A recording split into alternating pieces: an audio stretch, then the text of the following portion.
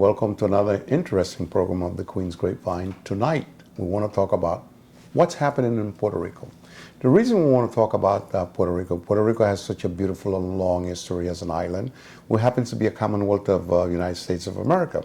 We want to talk not only about the beauty, the music, the tourism side of Puerto Rico, but we want to talk a little bit about this tremendous 72 million debt that the island of Puerto Rico have today. And there's a good chance they might end up defaulting on that debt. So with time allotted, we want to talk a little bit. How did Puerto Rico get into this debt? How did these things happen and how long it's been going on? The Puerto Rican governor, Padilla, has come up with a couple of ideas. And one of them is for the federal government to come in and help Puerto Rico. We understand that Mrs. Clinton was in Puerto Rico last week, along with our great governor, Mr. Cuomo. One of the ideas that they came up with, or their thought process that they're talking about, is to have Puerto Rico declare bankruptcy. But I don't think that can be done. As a Commonwealth of the United States, they are not allowed to declare bankruptcy on a debt like that. So the bottom line is going to be, how is the debt going to be paid, A? B, is there a plan B in case they don't have the money? Because I think 58 million is due immediately.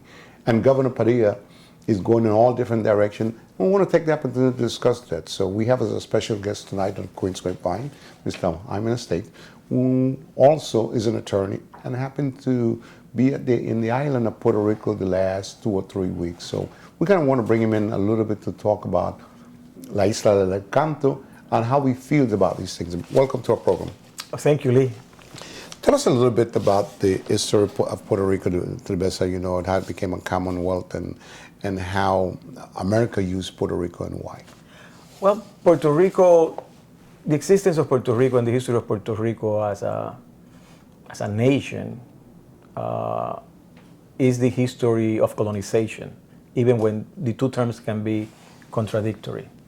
For more than 400 years, Spain basically was in charge of all Puerto Rico's business until 1898, when the United States declared war against Spain, and the Hispanic War initiated in 1998, in which the United States took Philippines, Puerto Rico, Cuba, among their possessions.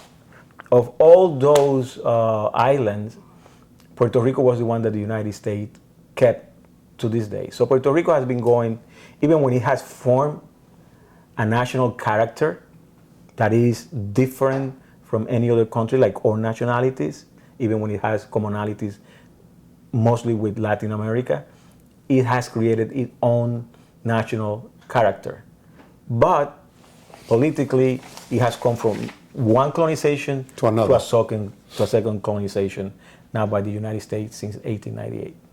Something very important to mention is that Puerto Rico was about to become independent by the time the United States arrived to invaded Puerto Rico.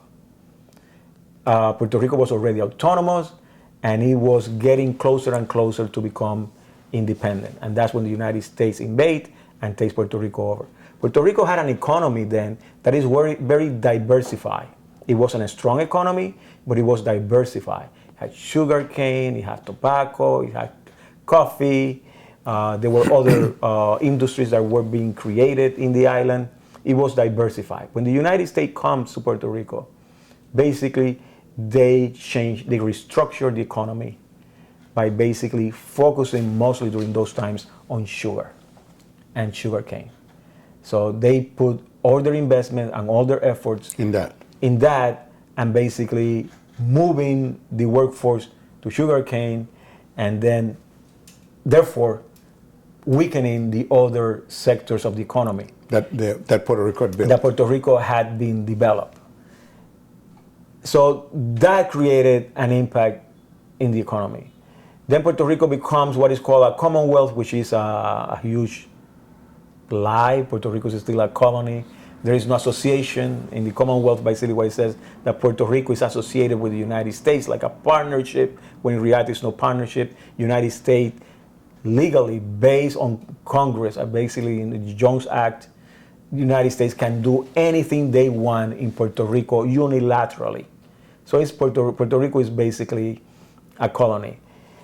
To make this story short, during the 1960s and 70s, there is a clause in the tax code of the United States that basically allowed Puerto Rico to have companies that come from the United States to invest in Puerto Rico in order to create businesses there, but also to receive a tax incentive, in meaning that they didn't have to pay taxes. Wow. And they got subsidies. And there was a boom in terms of employment in Puerto Rico during that era. It wasn't that big anyway, but it was better than what is now. Once the 936, it's called the 936, are eliminated in the 1990s, at the end of the 1990s, by the pro-statehood government in Puerto Rico and the United States in conjunction, then you have this increase in unemployment. And That's on a 936. those are the 936. And then what you see is that there is less investment in the island keeps borrowing, and the United States, for example, one of the issues is in terms of Medicaid and Medicare. The reimbursement for Puerto Rico in terms of Medicaid and Medicare is not being given to Puerto Rico at the percentage that Puerto Rico deserves compared to the United States. So Puerto Rico has been discriminated in terms of the reimbursement for the cost of Medicaid and Medicare. And those are revenues that the country has been missing. Then we have the Jones Act, that one of the clauses of the Jones Act basically makes sure that the trade with Puerto Rico, especially with the marine merchants, that they have to have the American flag. If not, they have to pay an additional tax. The whole thing has become, or has been from the beginning, is that the products that go to Puerto Rico, they end up being in higher prices than those in the mainland, because the Jones Act specifically regarding the marine merchants.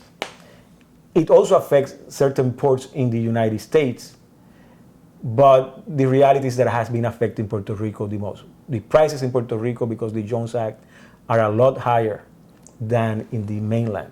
So Puerto Rico loses money on that. The taxes go to the United States in terms of that trade. But Puerto Rico hasn't been able to also negotiate with other countries and create commerce, which is a problem because most countries can't do that. Puerto Rico has to ask for permission to the State Department in Washington in order to Making a create decision. trade, just to negotiate with Colombia, England, China, and say, well, we want to have business with you. Puerto Rico has that huge limitation. Besides the Jones Act, besides that, and the fact that the United States changed the economy of Puerto Rico depending not on the needs of Puerto Rico, but depending on the needs of the United States, is the cause, or are the causes of where we are now. Now, if we were really a partnership With the United States? then the United States should be paying this debt with Puerto Rico, Well, you bring up which is not happening. You bring up a very interesting point. Two-part questions. It is my understanding that the people who live in Puerto Rico are actually American citizens, but they cannot vote. That's number Well, one. the citizenship is limited. Limited to what? It's limited. It's not the same citizenship that Americans have of residents of the United States who are born and raised here, who are citizens of the United States. It's a different type of citizenship. It's not the same. If you reside in the mainland and you have the citizenship of the United States, you can vote for president of the United States. So every Puerto Rican that is in New York or in the United States can vote. But if you are Puerto Rican with the citizenship, for example, I was born in Puerto Rico and I was born legally a U.S. citizen, but I cannot vote for the president of the United States. Only if you're in the mainland. Only if you're in the mainland. So it's limited, okay? Even when they want to make it believe that it's not. The craziness of this law is of the citizenship is basically that you can vote for president of the United States for a candidate of the Democratic Party and the Republican Party in Puerto Rico. That's why Hillary was in Puerto Rico recently and Marcos Rubio went to Puerto Rico, because Puerto Ricans can vote in the primaries of the parties to select the candidate that's going to represent the party for presidency, But but they cannot vote for the president of the United States. very interesting. So Very interesting. it's ridiculous. It's very limited. And that reflects the colony. But the worst thing about it is not that Puerto Ricans cannot vote for the president of the United States. It's that Puerto Ricans cannot vote for their own president. That's the big deal about it. But they can go vote for the governor. Well, the governor is basically the administrator of the colony. Okay. The governor is the one that basically makes sure that the street Things are lights are run. working, that the holes on the street are fixed, but he cannot trade with other countries. He's not a president. Okay. You know, he's less than a governor in the United States. But just in the United States of America feel that they have given so many different great benefits to Puerto Rico, and that they felt at the time when they took over Puerto Rico, and through the years, they have influenced business to move to Puerto Rico. They have created jobs for the economy of Puerto Rico, and that they have done all these fantastic things for Puerto Rico. Is that accurate? Well, when in any relationship between a colony and the empire, that's how in politics is defined. There's a colony, there's an empire. Basically, there are always side effects that are positive in that relationship. The Romans conquered Europe. They were the biggest empire. They killed a lot of people. They enslaved the whole Europe, but they created the aqueducts. They created great architectures and buildings that those countries benefited by having those things. But the aqueducts were created for the benefits of the empire domination in Europe. You see? Mm-hmm. Now, the people who lived there, it trickled down to the people who lived there. But it was not for the benefit of the people that People itself. So the same thing is the relationship with Puerto Rico and the United States. It's a strong economy that can invest in Puerto Rico. The 936 is a good example of that. That basically improved, it created a labor force that is more sophisticated, because every time they change the economy, Puerto Ricans have to adjust to a new economy. You know, before it was sugarcane, then it was coffee, then it was petroleum, you know, the refineries in Puerto Rico, the south, right, that you still go through there and it smells like oil even when they close them. And then they change the economy to pharmaceuticals. That's when the 936 come in. You know, and then you have this labor force that, as a result of that relationship of colonization, will have been able to become more sophisticated because it has been dealing with the needs of the empire. Now, one of the most sophisticated labor force in Puerto Rico in Latin America was Puerto Rico during the 1990s. Yes. Now the labor force in Puerto Rico is not as sophisticated as it used to be. And it's not as big as it used to be. When we get back in the Queen's Grapevine, we're going to continue talking to Jaime a little bit about the mass exodus of Puerto Ricans in the last 10 years moving back to the mainland. We're going to talk a little bit about welfare. And more importantly, we're going to talk about the debt that is forcing Puerto Rico to really sit down and work to try to find a way to restructure these deals. We'll be right back at the Queen's Grapevine. An ongoing financial crisis in a U.S. territory. Special correspondent Chris Bury looks at how Puerto Rico's huge government debt burden is crippling that island's economy and spurring its people to leave. It's part of our weekly series, Making Sense, which airs every Thursday on the NewsHour. For Yuritsa Lozano, who owns a bakery in San Juan, the capital, this is a time of high anxiety. The 28-year-old, laid off from her job as an art teacher, turned her passion for baking into a business only a year ago.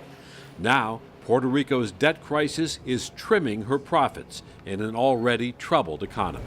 My major concern is our customers. I wonder if I am raising my prices too high. Lozano is raising her prices because the cash-strapped government has dramatically hiked sales taxes from 7% to 11.5%, far higher than any in the United States. Taxes that Lozano has to pay on sugar, eggs, butter, and flour. So her popular red velvet cupcakes are now selling for $3 each, up from $2.75. What's your concern about the taxes going up? That I have to keep raising my prices and eventually lose business because people won't be able to afford anything. For the people of Puerto Rico, about 3.5 million of them, New austerity measures such as higher sales taxes are imposing more economic pain on a U.S. territory that already has a poverty rate nearly double that of Mississippi, America's poorest state. And we're back here in the Queen's Grapevine talking about Puerto Rico, La Isla del Encanto, this beautiful island, which happens to be a Commonwealth of the United States of America, where America felt that it had done a lot of wonderful things for Puerto Rico. Now we want to focus on the huge debt that Puerto Rico is facing, and where do we go from there? We know for a fact that based on the laws, that Puerto Rico cannot declare a bankruptcy on this debt. So how do they solve this? How this debt came about to be so large? And with the debt that Puerto Rico have, how was these funds used? Was it used on the people in the community? And if so, how? And more importantly, was all of these debts and finances through bonds over a period of time? Again, these are very difficult to answer, but it's a mixture of all the things that Puerto Rico is facing today. And, you know, when we talk about this, we know Mrs. Clinton was out there. We know Mr. Cuomo was out there. What do they bring to the mix? What is their purpose of going out to the island? I hope it wasn't a vacation. I hope it was to contribute about how to go about solving this debt that Puerto Rico is facing, which is a very serious situation that we're living through right now. And we want to talk about also the mass exodus, why the Puerto Ricans are leaving to the mainland now. When we talk about the debt, is Governor Padilla have talked about any possibility of restructure? Does he have a plan A or a plan B to go about these things? He doesn't know what he's doing, just to be blunt. Okay. First, he had a plan last year. Then he said, just a month and a half ago, that Puerto Rico cannot pay that debt and wasn't going to pay that debt. And then 2 weeks after that, he said, we're going to pay the debt. And we have a new plan. I don't know what he's going to say next week, but obviously he's extremely inconsistent about it.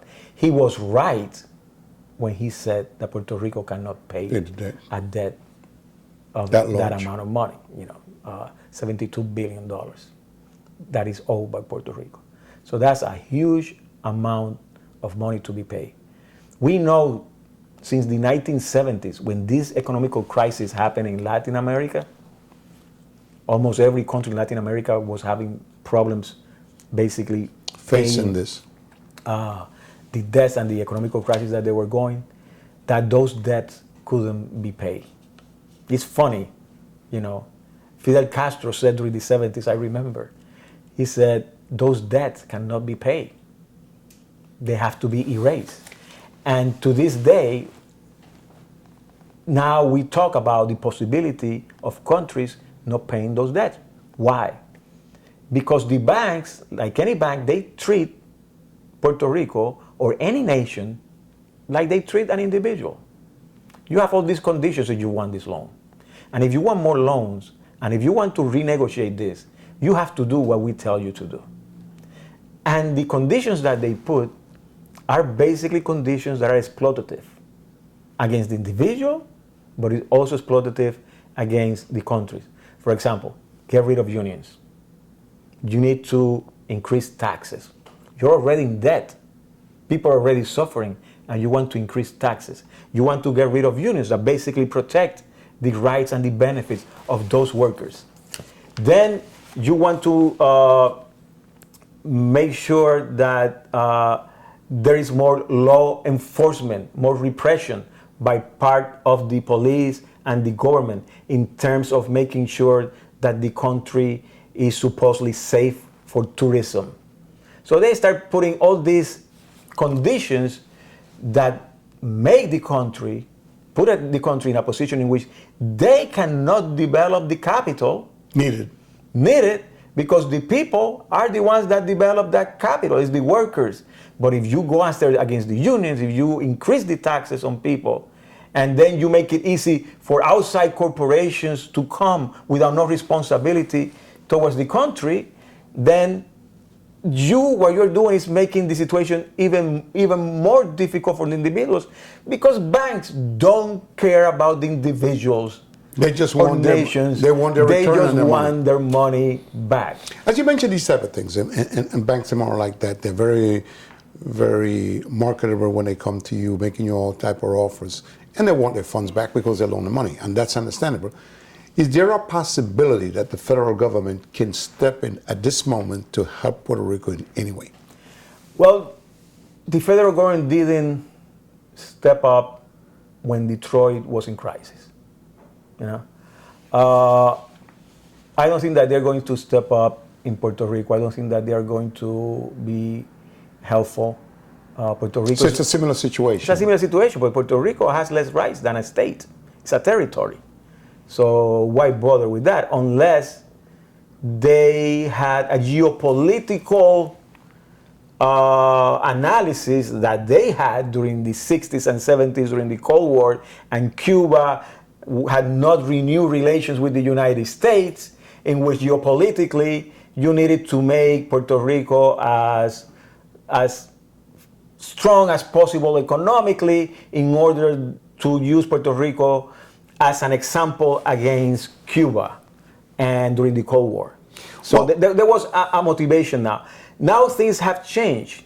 There is nothing geopolitical in terms of Puerto Rico. I grant you that, but now the mix gets more confusing. If the government does not come in and bail Puerto Rico, you're going to continue to have that mass exodus of all the people leaving the island and coming to the mainland. What does that mean for the government, and what does it mean to Puerto Rico? Yeah, the migration of Puerto Ricans to the United States has existed since the 1900s. Okay. This is nothing new. Okay. There was a big exodus during the 1940s, or Operation, forgot the name in English. It basically allowed Puerto Ricans to migrate to the United States, to work in farms, etc. There was a big motivation by the government in order to basically expose people out, in order to have less people in Puerto Rico, to make it a little bit more manageable. That was a plan by the United States. Many of them during the 1940s and 50s, their parents came here to New York. They went to the farms in the upstate. Some others went to the south. And there was basically indenture. It was basically slavery, the conditions in which they were working. So Puerto Rico has been migrated to the United States and outside the United States. Even in the 19th century, at the beginning of the 20th century, Puerto Ricans were migrating to Cuba. There were a lot of Puerto Ricans in Cuba, in Dominican Republic.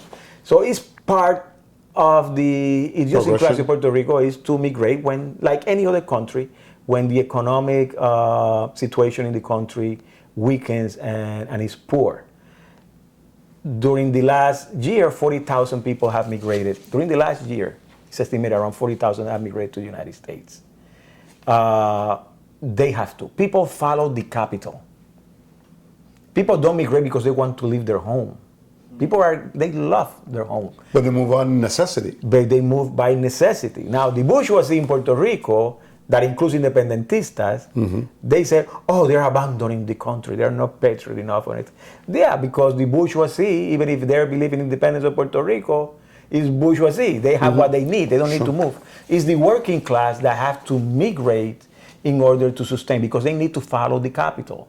The people that migrate from Mexico, from Central America, from China to the United States, they're following where the money that is being taken out of their country is going to. Now, they don't do it consciously that way. But they still do it. But that is the natural reaction when there is a crisis. When there is a crisis in one country, it can happen in many countries, but believe me, there is usually one country that is benefiting from that, where most of the money is traveling to. And the key component here, Jaime, is whether a debt restructure will help Puerto Rico. And if that would be, how? Or is it necessary to wipe out the entire debt so Puerto Rico can start anew? But start anew with a certain amount of restriction, with a certain amount of responsibility from Puerto Rico's side as to how you get into debt and how you expect to pay it, and what are you going to do if you get into debt going forward?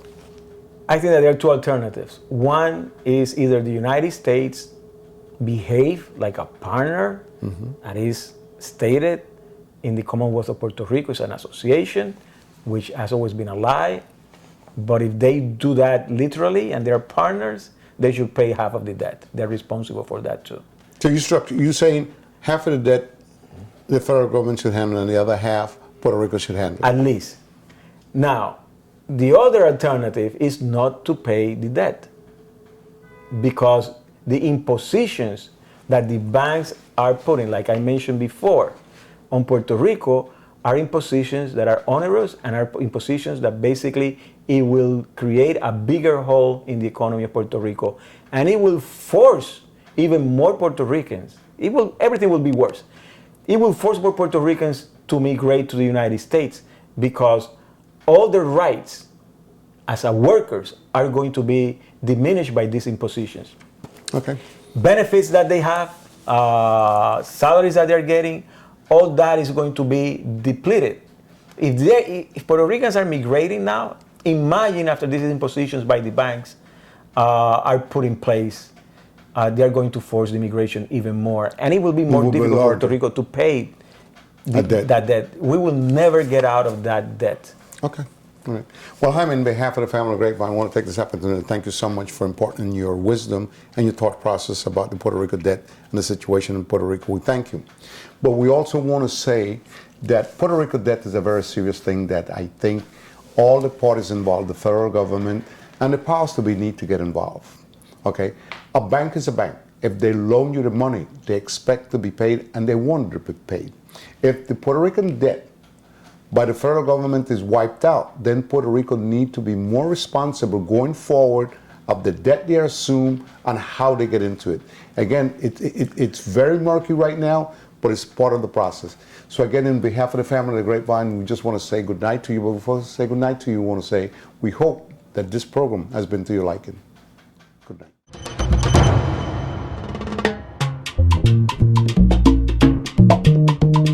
Come on. Ah, la, la, la, eh. Ah,